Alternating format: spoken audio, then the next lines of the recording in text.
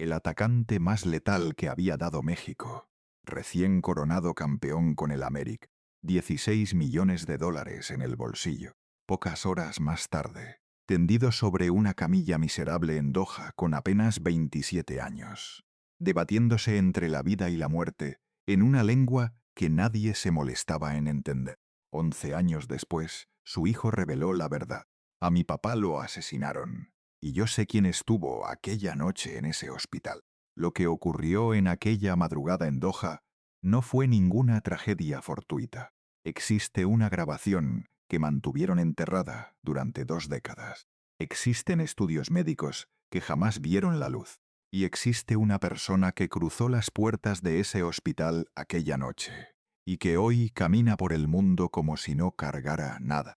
Su esposa comprendió que llevaban semanas siendo seguidos. Para descifrar por qué Cristian Benítez perdió la vida a los 27 años, es necesario retroceder 2 décadas hasta una vivienda humilde en Quito, donde habitaba un padre futbolista que guardaba un secreto, y donde una herida que el Chucho nunca le contó a nadie comenzó a abrirse.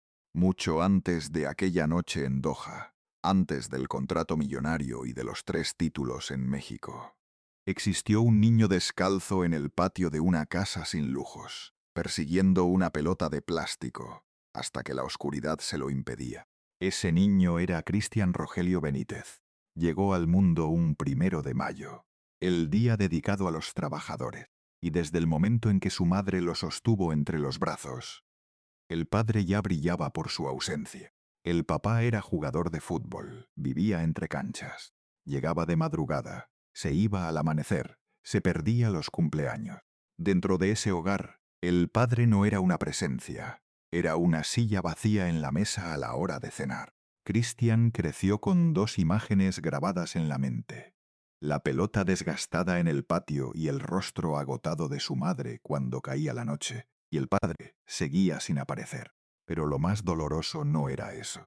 Lo más doloroso es lo que ese niño aprendió a los 6 años, sin que nadie tuviera que explicárselo. Aprendió que el fútbol da y también arrebata. Aprendió que un goleador puede compartir cama con una mujer que cuenta las monedas necesarias para comprar leche. Aprendió que los aplausos del Estabas llegan hasta la cocina. Y aprendió algo más, algo que marcaría cada decisión de su vida hasta aquella madrugada en Qatar, 27 años después. Aprendió que él tenía que ser diferente, que no iba a dejar a su madre esperando como su padre la había dejado, que iba a sacarla de esa casa, que haría del fútbol no un sueño, sino una obligación. A los 7 años pateaba una pelota de plástico. Si te gusta este contenido, suscríbete para no perderte ninguna historia oculta. En una calle de tierra, los vecinos decían que era rapidísimo, que tenía gol en los pies, que llegaría más lejos que su padre. Cristian no respondía. Seguía pateando hasta que oscurecía, hasta que su madre lo llamaba a comer. Entonces entraba con la pelota bajo el brazo y le decía siempre lo mismo antes de sentarse a la mesa: algún día, mamá, algún día. A los 14 años, Cristian dejó de ser el chico con la pelota de plástico. Le ofrecieron ingresar a las categorías inferiores de un club importante. Manny, su mamá, no quería. Lloró. Le dijo que era muy joven, que primero la escuela. Pero el muchacho ya había decidido. La pelota no se la iba a quitar nadie. Y la promesa que se había hecho de niño, tampoco. Entrenaba 2 veces al día. Tomaba el autobús a las 5 de la mañana y regresaba a las 9 de la noche. La madre lo veía llegar con las piernas temblando y el rostro pálido de hambre, y le servía sopa caliente sin decir una palabra. Sabía que hablar lo iba a lastimar, porque ese niño no estaba jugando. Ese niño estaba saldando una deuda que él solo se había impuesto. A los 18 debutó en Primera División. A los 19 marcó su primer gol como profesional. A los 20 ya tenía nombre en su país. Lo llamaban a la selección. Hablaban de él en la radio. A los 19 lo entrevistaban en televisión. Pero a Cristian no le importaba la fama. Le importaba una sola cosa: que su madre no tuviera que contar monedas para comprar la leche. Por eso, Cuando llegó la primera oferta del extranjero, no lo dudó. México, Santos Laguna, año 2007. Con 21 años recién cumplidos. Una maleta vieja, 2 pares de zapatos, la foto de su mamá en la cartera. Subió al avión sin saber que el país donde aterrizaría esa tarde lo convertiría en un ídolo. Y sin saber tampoco que ese sería el último país que lo vería con vida. Pero lo más grave no era eso. Lo más grave es que en ese vuelo, sentado junto a la ventanilla, mirando las nubes, Cristian Benítez ya cargaba una sombra que nadie había visto. Una sombra que llevaba dentro del pecho desde que nació y que ningún médico había detectado. Una sombra que esperaría pacientemente 6 años mientras el muchacho se consagraba campeón. Se casaba, tenía 2 hijos gemelos y compraba la casa que le había prometido a su mamá. Una sombra que despertaría en una camilla de Doha y que ya no aguardaría más. Lo recibió Torreón, la comarca lagunera, tierra de algodón, calor seco y una afición que respira fútbol como respira polvo. Santos Laguna era un equipo respetado, los guerreros, y necesitaba un goleador. En el primer entrenamiento, los compañeros mexicanos lo vieron correr y se quedaron en silencio. En el segundo, el técnico le dijo a la directiva que ese muchacho ecuatoriano no era una apuesta, era una bomba. 3 meses después debutó. Metió gol en el primer partido, en el segundo, en el tercero. La afición de Santos lo adoptó como propio antes de que terminara su primer torneo. Le estamparon su nombre en camisetas. Le gritaban su apodo desde la tribuna. Chucho, Chucho, Chucho. Y Cristian desde la cancha levantaba el dedo y miraba al cielo. Pero no era al cielo. Era a una mujer mayor en una casa pobre de Quito, que veía el partido por televisión y que estaba llorando. En el Clausura 2008. Cristian Benítez fue nombrado mejor jugador del torneo. Tenía 22 años y por primera vez en su vida tenía dinero de verdad. Lo primero que hizo fue mandar a comprar la casa. A su mamá le llegó la llamada un martes. Cristian le dijo con voz serena que ya no tendría que contar monedas, que todo estaba arreglado, que firmara los papeles, que la casa era de ella. Del otro lado del teléfono, la mujer no pudo hablar, solo lloró. Y Cristian, en un departamento alquilado en Torreón, también lloró, pero no se lo dijo. Esperó a que ella colgara y entonces, ya solo, se sentó en el piso y se cubrió el rostro con ambas manos. Esa fue la primera vez que pagó la deuda. No sería la última. Y aquí es donde la historia empieza a doblarse. Porque cuando un muchacho de 22 años cumple su primera gran promesa, lo que viene después no es paz. Lo que viene después es vértigo. Comienza a aparecer dinero que no sabe administrar. Comienzan a aparecer personas que jamás había visto. Comienzan a aparecer ofertas que parecen demasiado buenas. Y comienza a aparecer también, sin que nadie lo note, la primera grieta de lo que años después le costaría la vida. Guarda esto en tu mente, porque hubo un hombre que se coló en su entorno en aquella época. Un hombre que estaría en su boda, en el bautizo de sus gemelos, el día que firmó con el América y el día que firmó con Qatar. Un hombre que la familia conocía. Un nombre que, 11 años después, su hijo Fabiano todavía no se atreve a pronunciar delante de una cámara. A ese nombre vamos a llegar, pero todavía no. Primero hay que entender cómo el niño que le prometió a su mamá se convirtió en el hombre que viajó a un país donde nadie hablaba su idioma, y por qué nunca debió haber subido a ese avión. En 2007, mientras Cristian hacía añicos las redes en Santos, conoció a la mujer que le cambiaría la vida. Se llamaba Lisset Chalá. Era ecuatoriana, hija de otro futbolista conocido. Tenía los ojos grandes, la voz suave y una sonrisa que el Chucho describía a sus amigos como lo más hermoso que había visto en su vida. Se enamoraron rápido. Se casaron en 2007 y 2 años después, en agosto de 2009, llegaron al mundo 2 hijos al mismo tiempo, gemelos. Roger Cristiano y Fabiano, 2 varones que heredarían el apellido y la sombra del padre. Cristian tenía 23 años.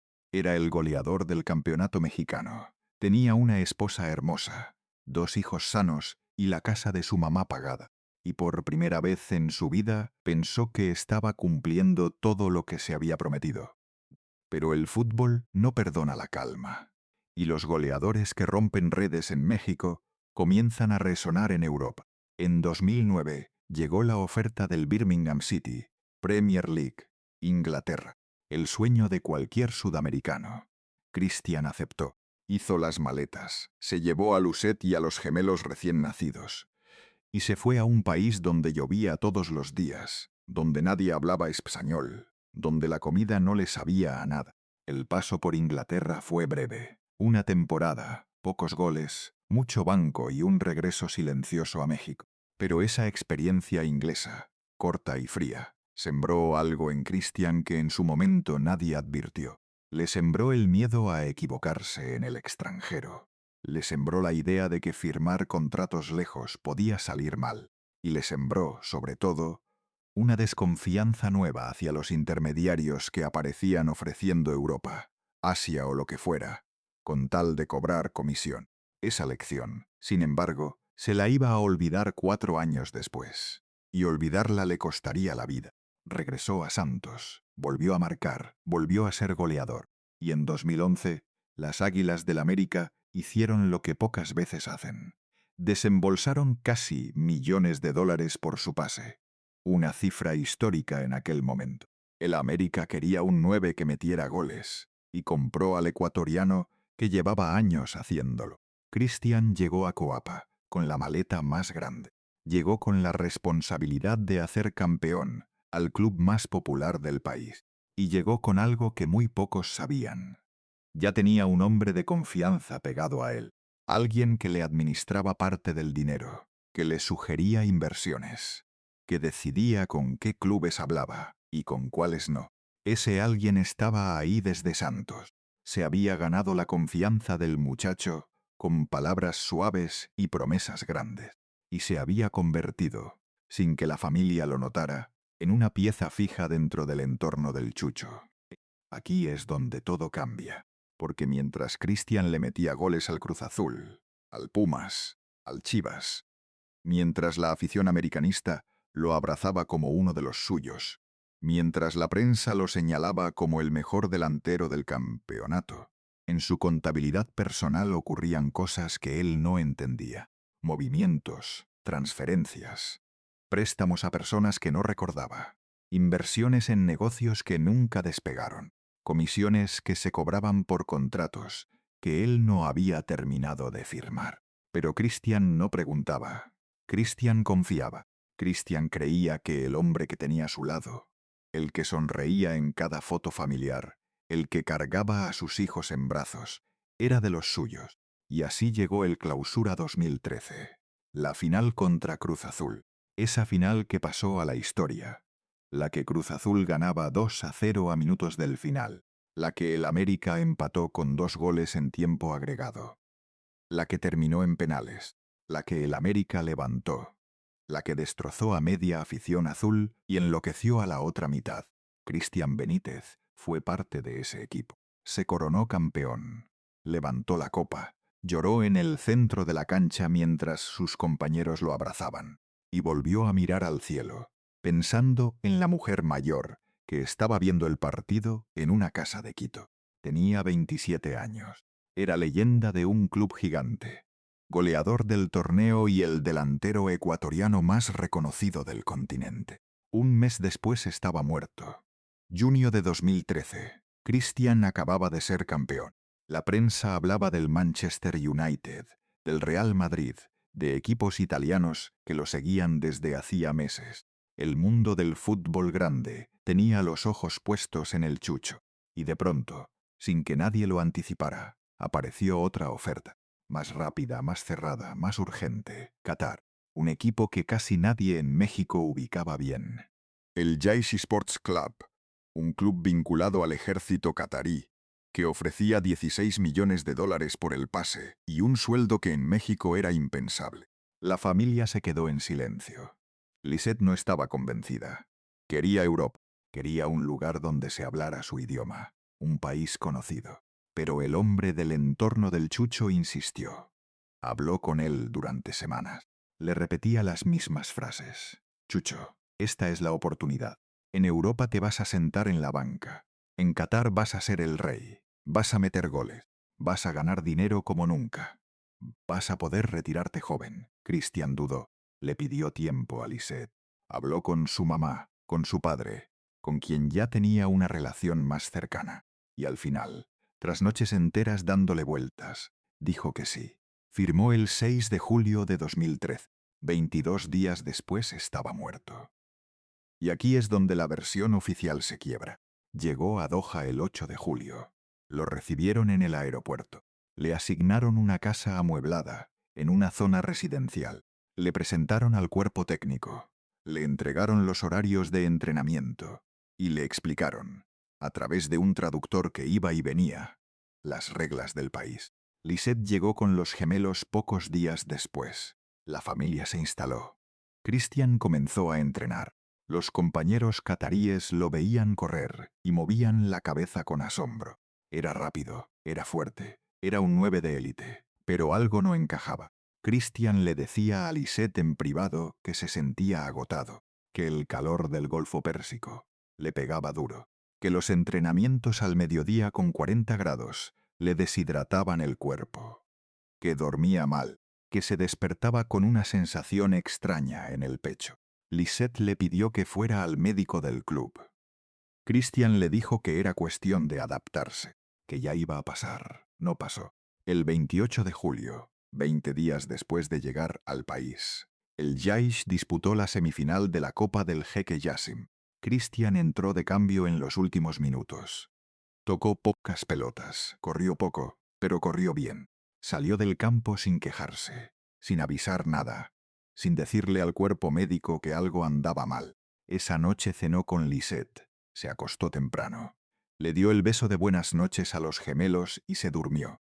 A las 3 de la mañana del 29 de julio, se despertó con un dolor en el estómago que lo dobló sobre la cama. Lisette encendió la luz. Lo vio sudando, lo vio temblando. Christian, retorciéndose, le dijo que se sentía muy mal, que el dolor era fuerte, que llamara a alguien. Lisette llamó al club. El club mandó un coche. Subieron a Christian y lo llevaron al hospital más cercano. Lisette iba en el asiento trasero con la cabeza de su esposo apoyada en su regazo, hablándole, diciéndole que aguantara. Christian la miró desde abajo, con los ojos llenos de lágrimas, y le dijo 5 palabras que ella no olvidaría jamás. Te encargo a mis hijos. Lisette rompió a llorar. Le dijo que no dijera eso, que no se iba a morir, que era un dolor de estómago, que ya estaban llegando al hospital, que lo iban a atender. Pero Christian ya sabía algo que ella todavía no había comprendido. Llegaron al hospital a las 4:30 de la madrugada. Y ahí comenzó la pesadilla. Lisette bajó del coche pidiendo ayuda. Pero Lisette hablaba español, algo de inglés, cero árabe. Y el personal de admisión hablaba árabe, algo de inglés, cero español. La primera enfermera que la atendió no captó la urgencia. Tomó datos. Hizo preguntas que Lisette no podía responder bien. Pidió papeles, pasaportes, la tarjeta del seguro del club. Christian, sentado en una silla de ruedas, doblado, gritando de dolor, esperó. Pasaron 15 minutos. Pasaron 20. Lisette empezó a gritar. Empezó a llamar por teléfono a Ecuador, a México, a quien fuera. A las 5 de la mañana, hora de Doha, sonó el teléfono en una casa de Quito. Clever Chalá, el suegro del Chucho, contestó medio dormido. Del otro lado escuchó la voz de su hija, una voz que ningún padre quiere escuchar nunca. Papá, Christian se está muriendo. No lo atienden. No hay médico. No nos entienden. Por favor. Clever no supo qué hacer. Empezó a llamar gente. A la federación. A contactos en Qatar. Pero Quito y Doha están separados por miles de kilómetros y 8 horas de diferencia. Y un hombre en pijama llorando con el teléfono en la mano no podía hacer nada. Mientras tanto, en el hospital de Doha, finalmente apareció un médico. Habló en inglés, examinó a Christian, detectó el dolor abdominal, sospechó algo digestivo, pidió análisis, radiografías, tiempo. Tiempo que Christian ya no tenía. Pero lo más grave no era eso. Lo más grave es lo que Lisette empezó a notar mientras aguardaba afuera del cuarto, donde atendían a su esposo. Notó que entraba y salía gente. Pero no toda esa gente era personal médico. Un hombre vestido de civil entró al cuarto. Habló 2 o 3 minutos. Salió, no miró a Lisette, no le dijo nada. Caminó por el pasillo y se fue. Lisette lo vio, lo registró, pero estaba demasiado desesperada para procesar esa figura en ese instante. La recordaría muchos años después, ya de vuelta en su país, ya con el esposo enterrado, cuando comenzara a hacerse las preguntas que en aquel momento no pudo formular. A las 6:15 de la mañana, Christian convulsionó. Le dieron un paro cardiorrespiratorio. Trataron de reanimarlo. No respondió. A las 6:30, un médico salió del cuarto, miró a Lisette y le dijo en inglés 3 palabras. He is gone. Lisette se desmayó en el pasillo. 2 enfermeras la levantaron. La sentaron en una silla. Le pusieron agua. Le dijeron cosas en árabe que ella no entendía. Y mientras Lisette lloraba en ese pasillo, a miles de kilómetros de distancia, una mujer mayor en una casa de Quito comenzaba a sentir, sin saber por qué, que algo terrible había ocurrido. Pasaron 11 años desde aquella madrugada. 11 años en los que la viuda tuvo que regresar a Ecuador, enterrar al esposo, sostener a los gemelos, salir adelante sola. 11 años en los que la familia repitió, con voz exhausta, la versión oficial: peritonitis mal atendida, falla cardíaca, anomalía congénita, causa natural. La prensa cerró el caso. El fútbol siguió. El Jaish pagó la repatriación del cuerpo y desapareció del mapa. El América le rindió homenaje. La selección de Ecuador retiró simbólicamente su número. Y poco a poco, el nombre de Cristian Benítez pasó de ser el de un goleador vivo a ser una fotografía en blanco y negro en las paredes de los estadios. Pero dentro de la casa, nada estaba cerrado. Lisette les contaba a sus hijos quién había sido el papá. Les mostraba videos. Les explicaba los goles. Les hablaba de la final del América. Les decía que su padre era una buena persona, que los amaba, que no se merecía haber muerto así. Roger Cristiano, el mayor de los gemelos por minutos, escuchaba en silencio y se incorporó a las fuerzas básicas del América en México. Quería ser como su papá. Pisar la misma cancha, vestir la misma camiseta. Fabiano, el otro gemelo, también jugaba al fútbol, pero hacía algo más. Algo que el hermano no hacía. Algo que la mamá tampoco hacía. Fabiano leía. Leía notas viejas, entrevistas, declaraciones del médico de Doha, las 2 autopsias, las versiones de los amigos del papá, los reportes del club. Leía todo. Y lo que iba leyendo no le cuadraba.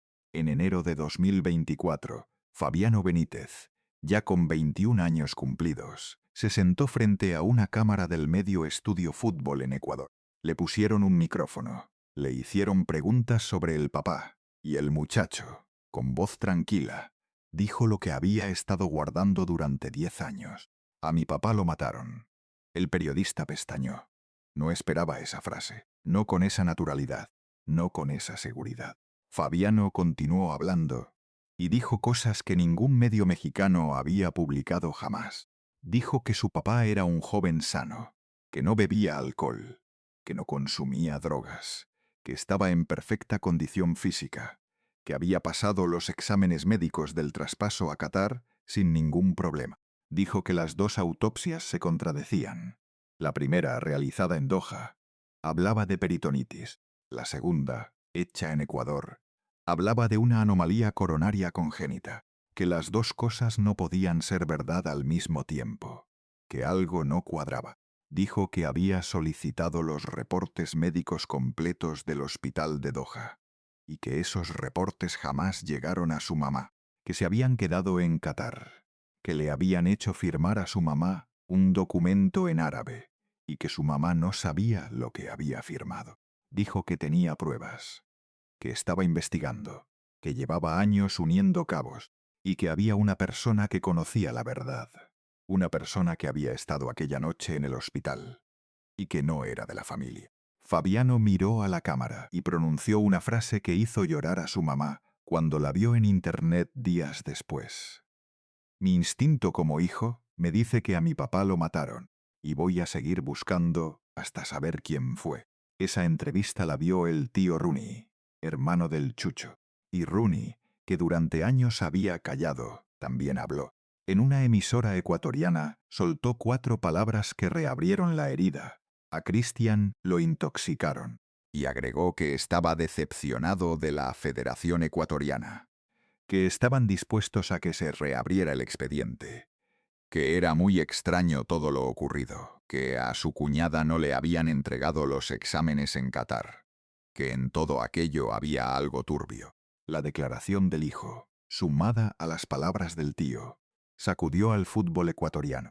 Pero en México, donde el Chucho había sido ídolo, la historia llegó tarde y llegó incompleta. Porque lo que Fabiano dijo en esa entrevista era apenas la punta del iceberg. Hay algo que la familia del Chucho descubrió después de años de silenciosa pelea, y que cambia todo lo que se publicó en los periódicos en julio de 2013. Los exámenes médicos completos realizados a Cristian Benítez en el hospital de Doha durante la madrugada del 29 de julio jamás llegaron a Ecuador, jamás llegaron a México, jamás llegaron a la viuda, jamás llegaron a los abogados de la familia. Lo que llegó fue un certificado de defunción, un resumen, una hoja con la causa oficial. Pero los análisis completos, las muestras toxicológicas, los electrocardiogramas de aquella madrugada, las anotaciones del personal médico, la cronología minuto a minuto de lo que sucedió dentro del cuarto de urgencias, eso jamás fue entregado. Y hay un motivo concreto por el que nunca se entregó. Lisette Chalá, la viuda, firmó un documento pocas horas después de la muerte de Cristian. Un documento que debía firmar para que el hospital liberara el cuerpo. Sin esa firma, el cuerpo se quedaba en Doha. Sin esa firma, no había repatriación. Sin esa firma, no había funeral. Lisette firmó, pero Lisette no sabía lo que estaba firmando.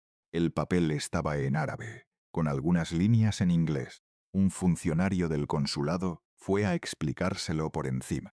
Le dijeron que era un documento administrativo de rutina para autorizar el traslado.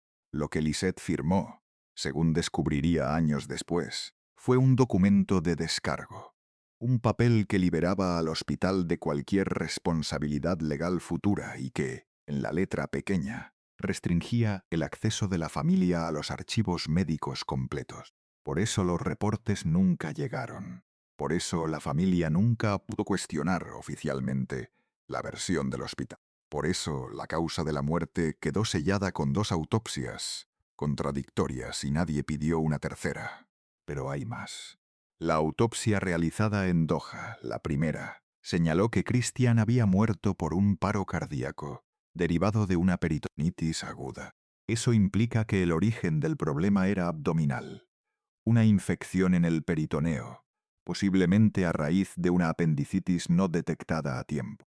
Pero la autopsia realizada en Ecuador, la segunda, efectuada 3 días después, decía otra cosa. Decía que Cristian tenía una anomalía congénita en la arteria coronaria, que había nacido con esa condición y que, tarde o temprano, iba a matarlo, que lo de Doha solo había acelerado lo inevitable. 2 autopsias, 2 causas distintas, 2 versiones imposibles de conciliar.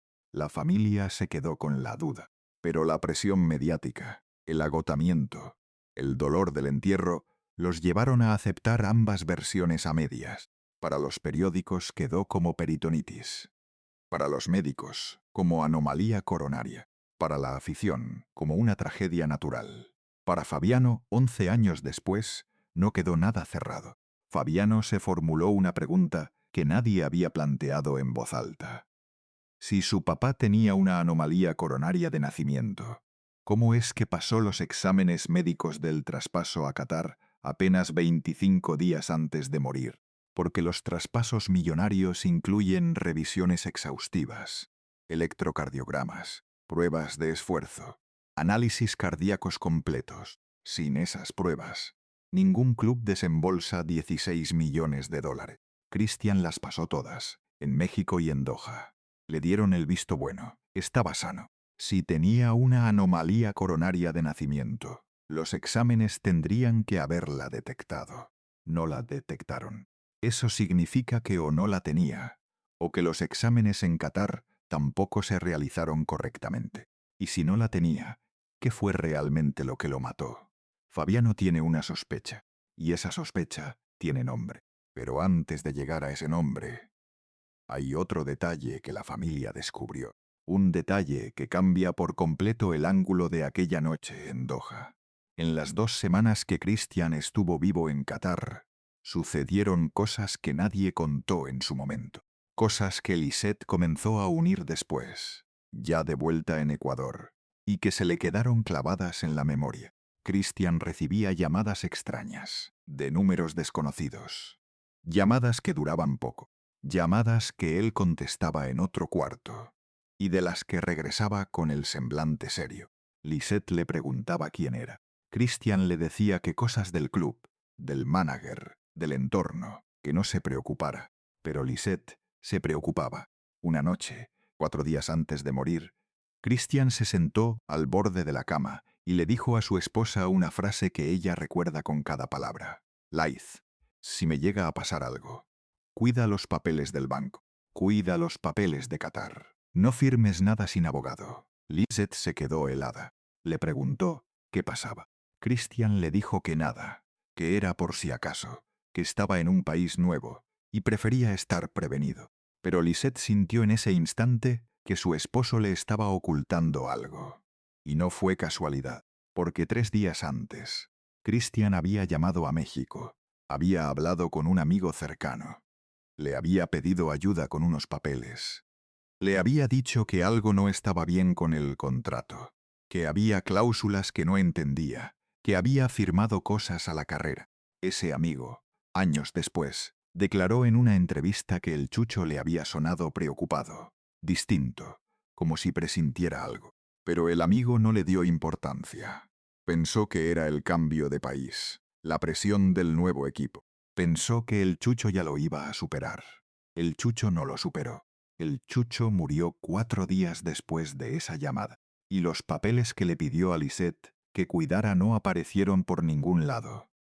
La familia los buscó en los meses siguientes en la casa de Doha, que el club les había prestado.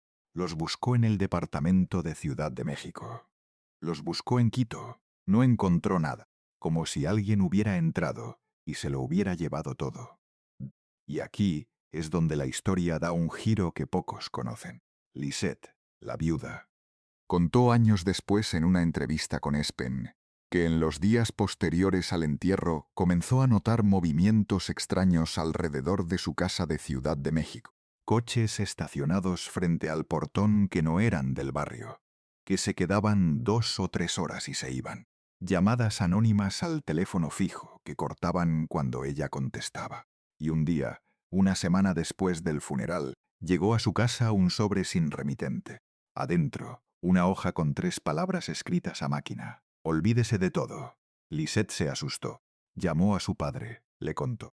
Clever Chalá le dijo que se fuera de México, que regresara a Ecuador, que no se quedara sola con los niños.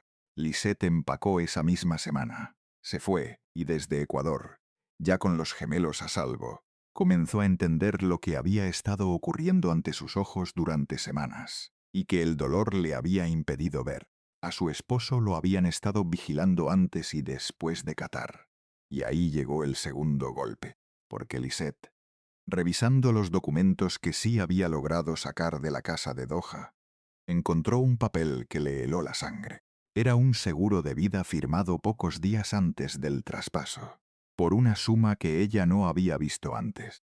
Un seguro a nombre de Christian Benítez, con beneficiarios que Lisette no reconocía. Y aquí, querido espectador, es donde la versión oficial deja de alcanzar. Lo que Lisette descubrió, sumando todo lo que tenía, fue lo siguiente. Su esposo había firmado un seguro de vida pocos días antes del traspaso a Qatar. Un seguro vinculado al contrato millonario que, en caso de muerte del jugador, activaba pagos a varios beneficiarios. Algunos de esos beneficiarios eran la familia, lo cual era normal. Cualquier futbolista de élite firma seguros, para proteger a sus hijos. Pero había otros beneficiarios. Personas físicas cuyos nombres aparecían en el documento y que no tenían ningún vínculo familiar con Christian. Lisette, ya desde Ecuador, intentó pelear esos pagos, intentó denunciar, intentó hablar con abogados. Y aquí entra la otra parte de la revelación, la que conecta todo. Los exámenes médicos completos del hospital de Doha jamás llegaron a la familia. Pero Lisette, con el tiempo, entendió por qué. No fue por el papel que firmó. Eso era solo la excusa. Fue porque esos exámenes contenían información que comprometía a la versión oficial. Información que, de haber salido a la luz, habría dejado en evidencia tanto al hospital como al entorno cercano de Christian. En 2014, un periodista ecuatoriano que investigaba el caso aseguró haber tenido acceso parcial a notas internas del personal médico de Doha. Esas notas describían algo que la versión oficial no mencionaba. Decían que Christian, al ingresar al hospital, presentaba síntomas que no correspondían únicamente a una peritonitis, que había signos de algo más, algo que el equipo médico no pudo o no quiso identificar en ese momento. Y decían también que, durante la madrugada, antes de la muerte, una persona ajena tanto al personal del hospital como a la familia entró a la habitación. Habló con uno de los médicos. Trajo un documento. Se fue. Esa persona no aparecía en ningún registro oficial. Esa persona era la razón por la que los exámenes nunca salieron del hospital. Esa persona es la que la viuda vio entrar y salir, sin poder comprenderlo mientras esperaba en el pasillo. Esa persona es la que Fabiano, 11 años después, dice conocer. Y aquí es donde la historia se vuelve escalofriante. Esa figura no era cualquier persona. Esa figura, según lo que la familia logró reconstruir con los años, formaba parte del entorno cercano al Chucho, desde mucho antes de Qatar, mucho antes del América, mucho antes del campeonato. Había estado el día de la boda, en el bautizo de los gemelos, en cada celebración familiar, en cada firma de contrato. Había sido parte del círculo íntimo del jugador. Y esa figura, casualmente, había viajado a Doha pocos días antes de la muerte. Lisette lo recordó cuando, ya en Ecuador y con la mente más fría, volvió a revisar fotografías antiguas. Recordó que esa persona había aparecido en Qatar el mismo día que ellos, que había insistido en estar presente para acompañar la firma, que había desaparecido del país pocas horas después de la muerte de Christian.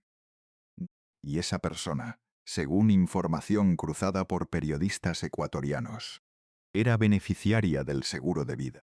Pero hay algo más. Algo que la viuda contó en privado, años después, a personas de su confianza, y que jamás dijo en cámara. Esa persona del entorno cercano había llamado a Christian 2 veces el 28 de julio, 24 horas antes de su muerte. La primera llamada duró 7 minutos. La segunda, 3. Christian, tras esas 2 llamadas, se apagó, cenó poco. Se fue a dormir temprano. A las 3 de la mañana del día siguiente, despertó retorciéndose de dolor, y en el hospital, esa misma persona apareció antes de que Lisette pudiera verla, antes de que llegara el médico, antes incluso de que el club se enterara, porque esa persona ya estaba en Doha, y ya sabía que algo iba a pasar. Cuando Fabiano creció y comenzó a investigar, lo primero que buscó fue esa figura.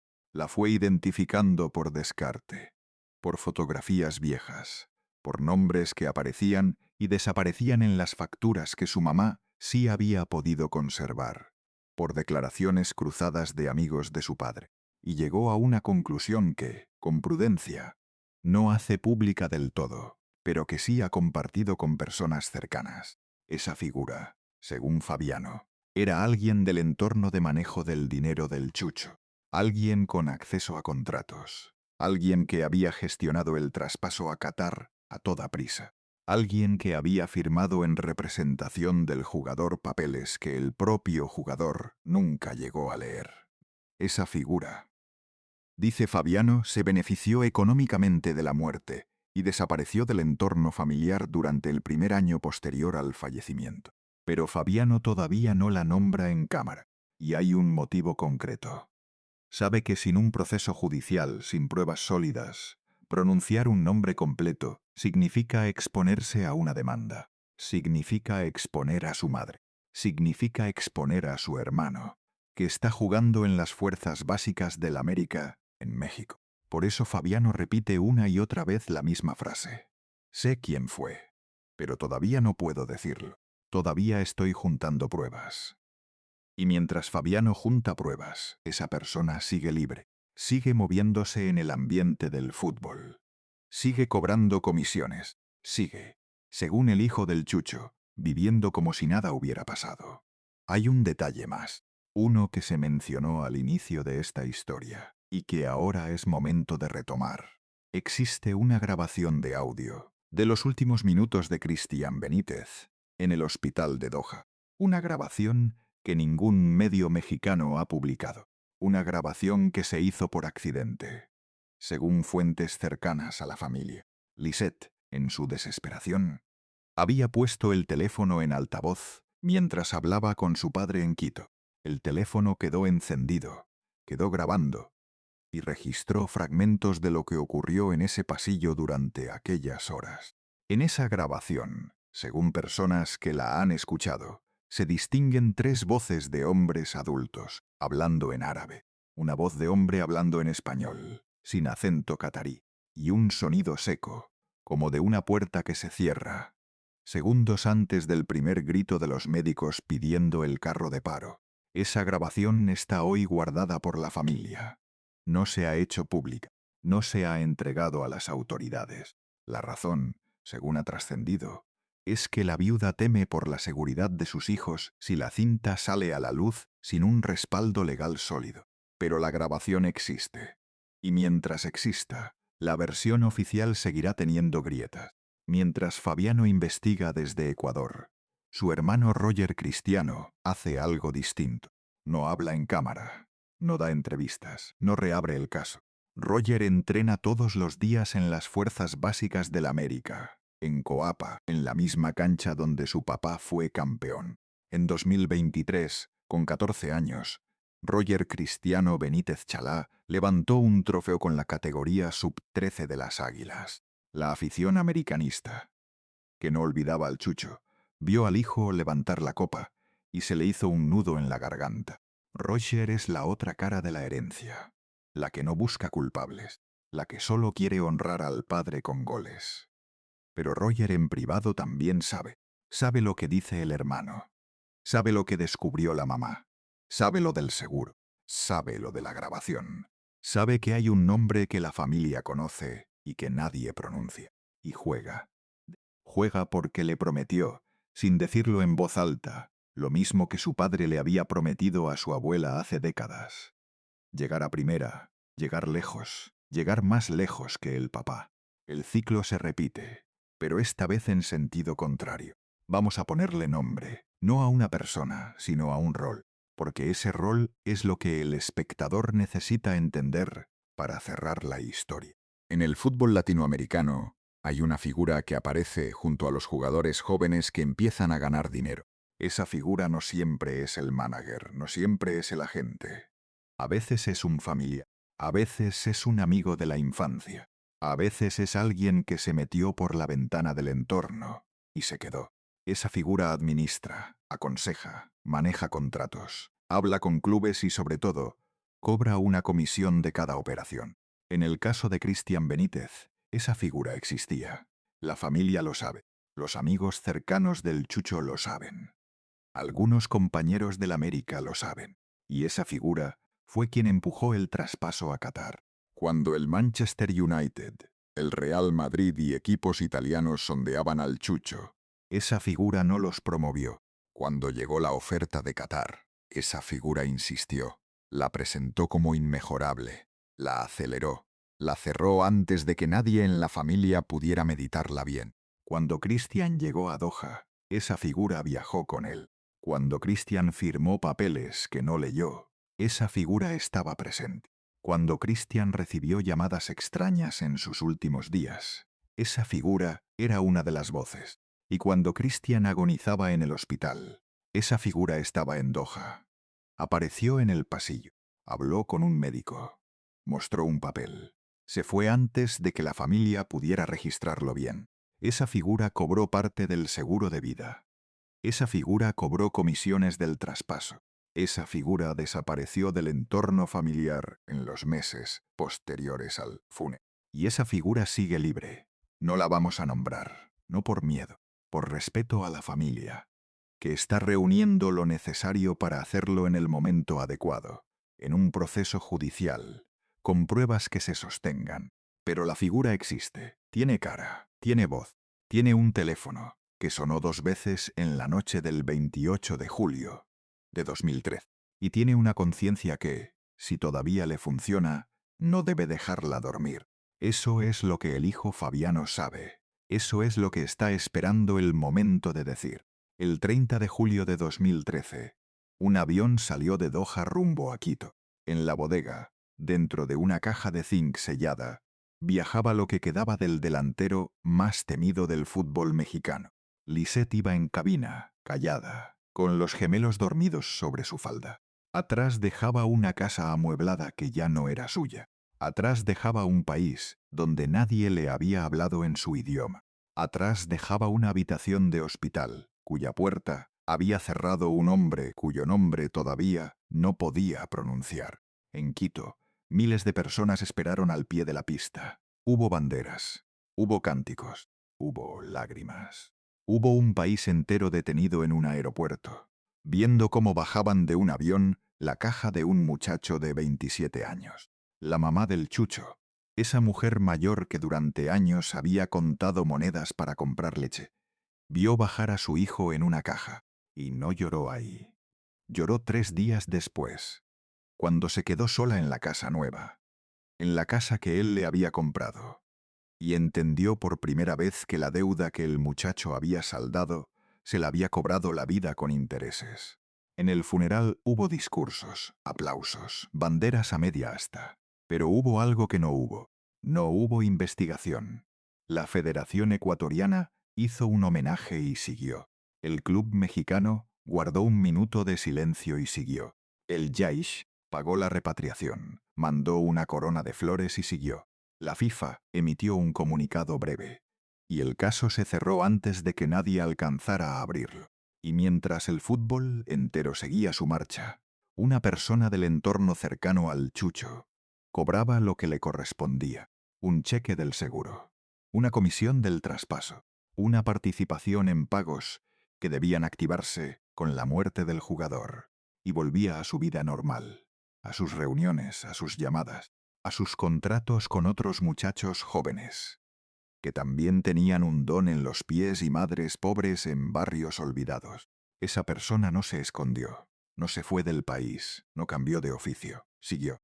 Y eso, querido espectador, es lo que más le duele a Fabiano cuando lo recuerda. No el dolor de haber perdido al papá. Eso ya lo procesó.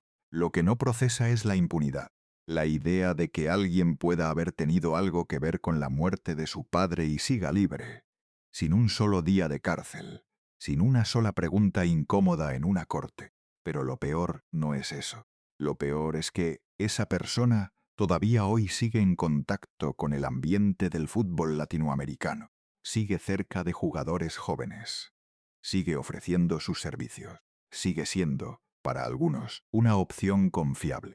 Y los muchachos jóvenes que confían en ella no saben que hace 11 años hubo un goleador campeón con el América, joven, sano, padre de gemelos, esposo enamorado, que también confió, y que terminó muerto en una camilla de Doha, pidiendo agua en un idioma que nadie quería entender.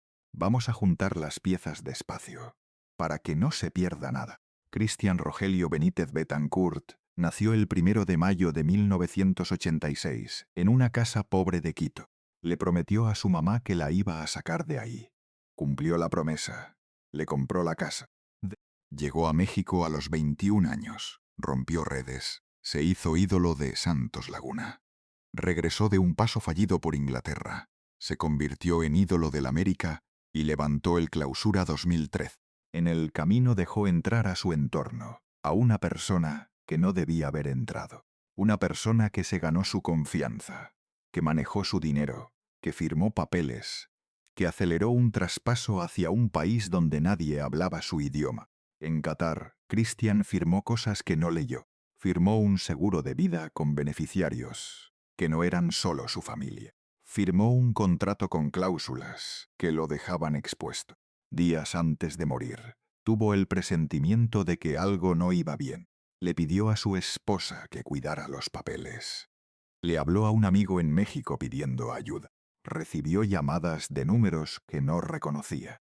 En la madrugada del 29 de julio, despertó con un dolor que lo dobló. Lo llevaron a un hospital donde nadie hablaba español. La esposa pedía ayuda en un idioma que nadie quería entender. El médico llegó tarde. Los exámenes se hicieron sobre la marcha. La causa de muerte cambió de versión entre Doha y Quito, y mientras él agonizaba, una persona ajena entró a su cuarto, habló con el médico, mostró un papel y se fue antes de que nadie pudiera registrarla. La viuda firmó, sin entenderlo, un documento en árabe que le bloqueó el acceso a los exámenes médicos completos. Recibió coches sospechosos frente a su casa en México. Recibió un sobre con 3 palabras escritas a máquina. Se fue del país. Nunca pudo pelear judicialmente lo del seguro. 11 años después, Fabiano se sentó frente a una cámara y dijo lo que nadie había dicho. A mi papá lo mataron, y lo dijo no por instinto. Lo dijo por años de leer, comparar, atar cabos. Lo dijo con pruebas, que todavía no muestra completas. Lo dijo con la certeza de un hijo, que perdió a un padre a los 10 años, y que se pasó la siguiente década preguntándose, ¿por qué? La frase del chucho moribundo, la que le dijo a Lisette en el coche camino al hospital, cobra ahora todo su peso. Te encargo a mis hijos. Esa frase, pronunciada por un hombre de 27 años, sano, campeón apenas un mes antes, no era el reconocimiento de una enfermedad, era el reconocimiento de algo más. Era el reconocimiento de una traición que, en sus últimos minutos, ya estaba viendo con claridad. Christian Benítez murió sabiendo, y el hijo, 11 años después, está empezando a saber lo mismo que sabía el padre. Hay un patrón en el fútbol latinoamericano que se repite cada generación. Un muchacho pobre, una madre sola, una promesa hecha temprano, un don en los pies, un avión que despega, un país nuevo, un dinero que llega de golpe y que el muchacho no sabe cuidar, un entorno que aparece, y un final que no fue el que el muchacho prometió.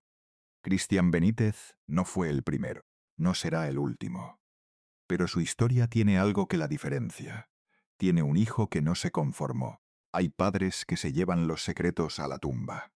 Hay hijos que aceptan la versión oficial y siguen. Y hay hijos que, como Fabiano, deciden que no van a vivir con la duda, que prefieren cargar la búsqueda de por vida antes que dejar el nombre del papá enterrado en una mentira. En Coapa, el otro gemelo, Roger Cristiano, sigue entrenando. Patea pelotas en la misma cancha donde su papá fue campeón.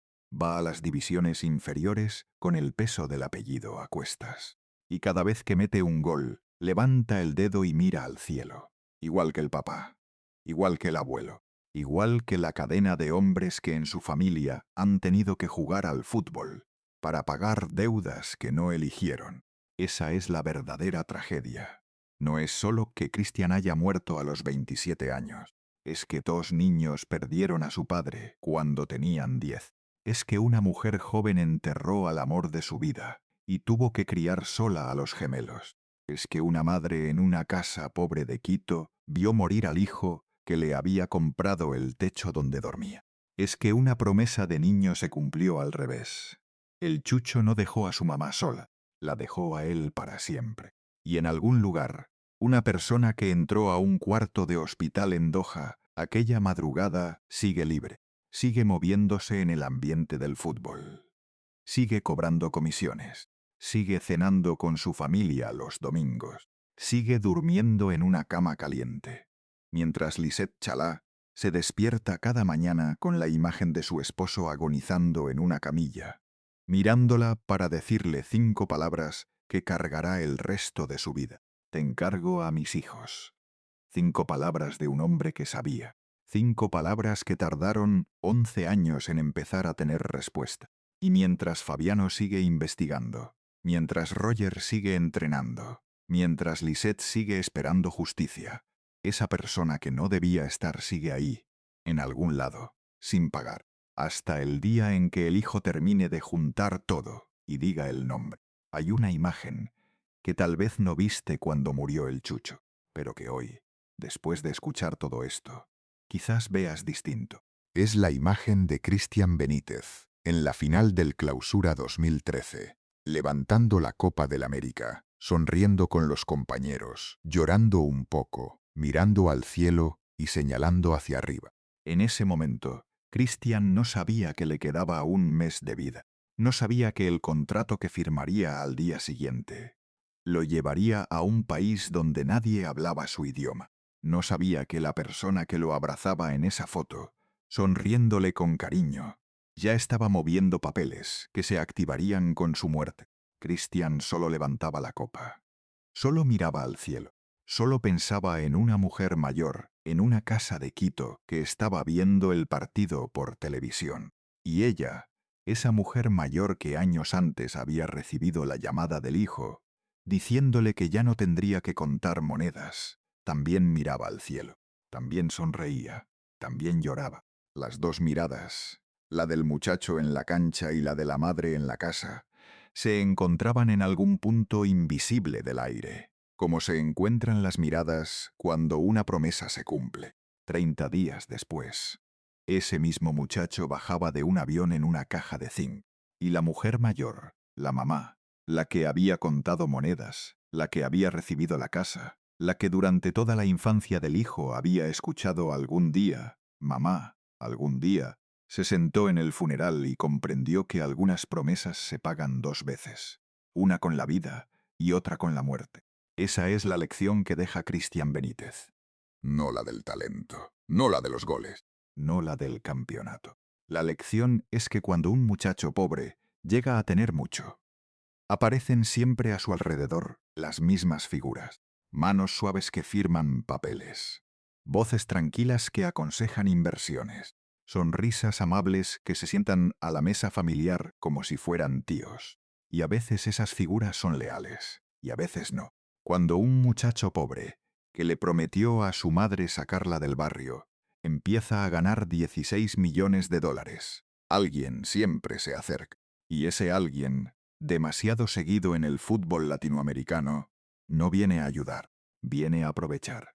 El Chucho confió, igual que confiaron Maradona, Cabañas, Adriano Romario y tantos otros, igual que están confiando ahora mismo, en este preciso momento, decenas de muchachos jóvenes en Latinoamérica que sueñan con sacar a su mamá del barrio, que firman papeles que no leen, que dejan que el dinero lo administren otros, que viajan a países donde nadie habla su idioma y que un día, sin entender por qué, despiertan con un dolor en el pecho que ningún médico sabrá explicar a tiempo. Si esta historia te hizo pensar en alguien, en un padre que se fue antes de tiempo, en un hijo que creció sin él, en una traición que nunca se pagó, compártela esta noche.